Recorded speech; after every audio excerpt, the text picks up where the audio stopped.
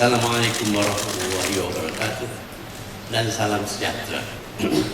Terlebih dahulu saya ucap banyak terima kasih kepada Yayasan Amanah Dana yang telah sudi jemput saya untuk melancarkan buku yang istimewa ini. Saya anggap ini sebagai satu kehormatan bagi diri saya. Saya selalunya menasihat supaya mereka yang melalui detik-detik sejarah dan juga berpengalaman perlu menulis tentang pengalaman mereka supaya generasi akan datang akan dapat membaca berkenaan dengan penulis dan juga dengan iklim keadaan semasa.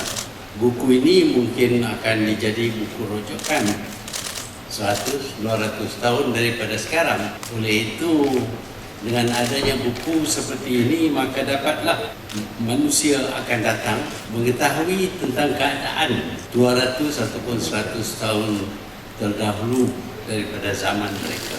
Kita di Malaysia ini tidak mempunyai banyak penulisan sejarah. Sebab itu, kalau kita ingin mengetahui sejarah negara kita Malaysia, sukar bagi kita untuk menentukan apa sebenarnya yang berlaku. Saya berminat dengan sejarah dan saya ingin tahu tentang sejarah negara kita Malaysia, dan saya dapati agak sukar untuk mendapat buku rujukan kerana tidak ramai daripada rakyat di Semenanjung Tanah Melayu dan di Sabah Sarawak menulis tentang pengalaman mereka.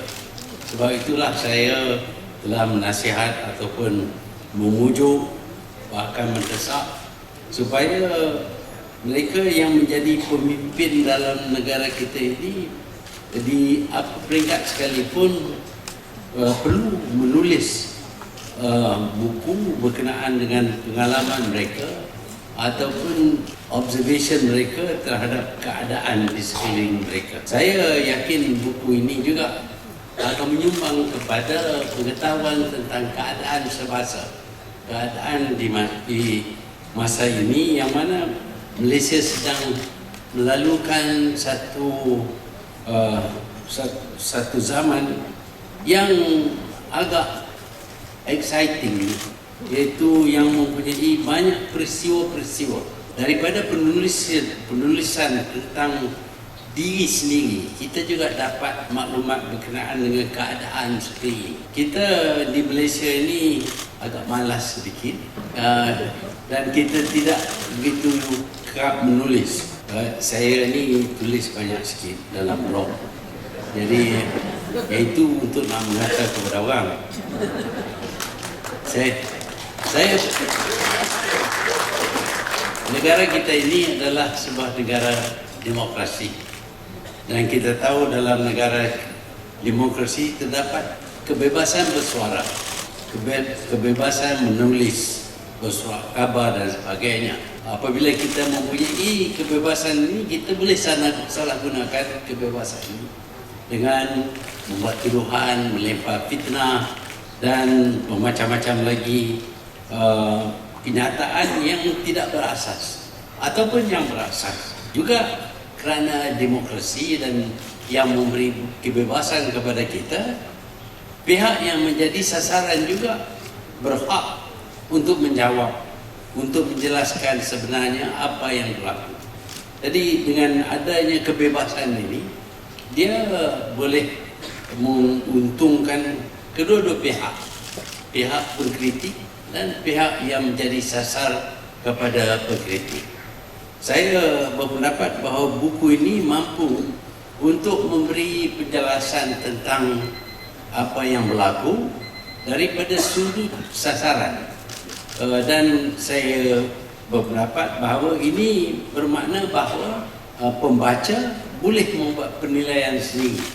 Yang mana satu yang betul, yang mana satu yang tidak. Dalam masyarakat kita ini, kita amat gemar untuk membaca yang buruk yang terdapat pada orang lain. Seolah-olah kita amat baik sekali, tapi tak ada manusia yang baik dalam dunia ini. Walaupun ianya melakukan benda yang baik, tetapi interpretasi terhadap perlakuannya itu berbeza. Bagi yang bermusuh dengannya, detractorsnya, maka yang baik itu boleh dijadikan buruk. Sebaliknya bagi yang berminat, yang menjadi penyokong, yang baik itu akan disebut sebagai satu kenyataan. Bahkan kita lihat hari ini kita sedang menghadapi satu serangan musuh yang agak pelik, yang berpendapat dengan 200 orang maka mereka dapat menawan Malaysia. Kita boleh ketawa dengan pemikiran ini, tapi ini telah pun mengakibatkan kematian 10 orang daripada askar kita. Dan ada yang berpendapat bahawa ini adalah satu sandiwara. Ialah UMNO memang suka dengan sandiwara, kita semua suka dengan sandiwara, tapi kita belum mengadakan sandiwara yang melibatkan nyawa orang berkorban. Tetapi demikianlah pengkritik apabila melihat peristiwa yang semacam ini pun mereka boleh melemparkan fitnah. Kita boleh menjawab, tetapi ada pihak yang menganggap ini sebagai satu isu yang boleh dipermainkan untuk politik mereka. Demikian jugalah dengan tuduhan-tuduhan yang dilempar terhadap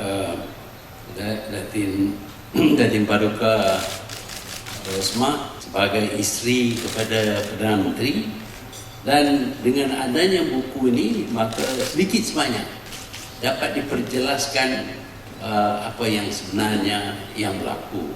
Saya bersimpati dengan pendekatan ini kerana saya sendiri juga bisa jadi sasaran. Walaupun menulis buku memoir saya yang menjelaskan yang benar, tapi yang tak benar ini diulangi juga lagi. Jadi sementara kita harap akan ada yang akan terima penjelasan ini, saya berpendapat akan ada juga orang yang tidak akan terima apa juga yang diperkatakan. Bahkan kalau ditunjuk kebenaran kepada mereka pun mereka akan menafikannya. Namun demikian, sekurang-kurangnya buku ini merekodkan apa yang sebenar, dan bolehlah sesiapa juga membaca ataupun merujuk kepada buku ini untuk mengetahui apa pendapat dari pihak yang menjadi sasar tohmah dan fitnah yang dilempar. Saya harap buku ini laris dijual. Saya percaya akan dibekalkan kepada sekolah-sekolah supaya mereka akan dapat membaca daripada sudut yang lain, selain daripada mendengar apa fitnah yang terdapat dalam blog dan macam-macam lagi social media ini. Mereka juga dapat mendengar, membaca tentang daripada sudut pihak yang menjadi sasar kepada fitnah-fitnah yang dilempar. Sebab itu penulisan buku seperti ini berguna dan boleh menyumbang kepada menambah pengetahuan di kalangan rakyat kita tentang apa yang berlaku. Mungkin tidak ada yang tidak akan terima, tapi hakikatnya ialah ia telah direkodkan, dan bagi sesiapa yang ingin mencari keadilan, mereka sepatutnya mendengar pihak yang mengkritik dan mendengar juga pihak yang dijadikan sasar kepada kritik itu. Inilah cara kita dalam negara demokrasi. Kita perlu dengar kedua-dua belah pihak supaya keputusan yang dibuat oleh kita lebih adil dan tidak memihak kepada mana-mana pihak. Sebaliknya, kita buat keputusan berasas kepada apa yang kita percaya adalah yang benar. Oleh kerana ini saya gembira kerana buku ini sudah pun dikeluar dan rakyat dapat membaca pandangan dan penjelasan daripada pihak yang telah dijadikan sasaran bagi orang yang kali tidak bertanggungjawab. Dengan harapan bahawa buku ini akan menyumbang kepada pengetahuan rakyat terhadap keadaan dalam negara kita dan peranan yang dimainkan oleh tokoh-tokoh dalam negara kita, terutama daripada isteri kepada Perdana Menteri. Saya dengan sukacitanya melancarkan buku biografi yang amat berbahagia Datin Paduka Sri Rosmah Mansor. Sebagai simbolik pelancaran, Yang Amat Berbahagia Tuan Dr. Mahathir akan menyerahkan buku biografi Rosmah Mansor kepada Yang Amat Berbahagia Datin Sri Rosmah.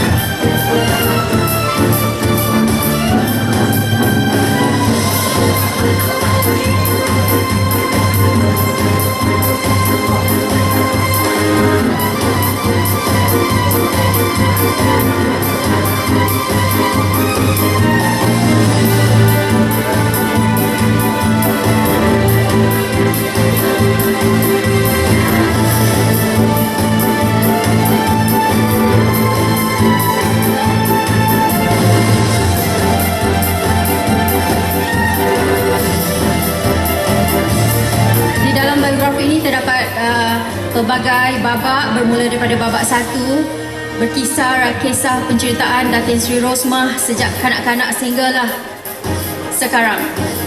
Demikian gimik pelancaran buku biografi Rosmah Mansor. Buku yang setebal 180 halaman ini ditulis bersama oleh penulis yang tidak asing lagi, iaitu Siti Rohayah Atan dan Nuraini Abdul Razak.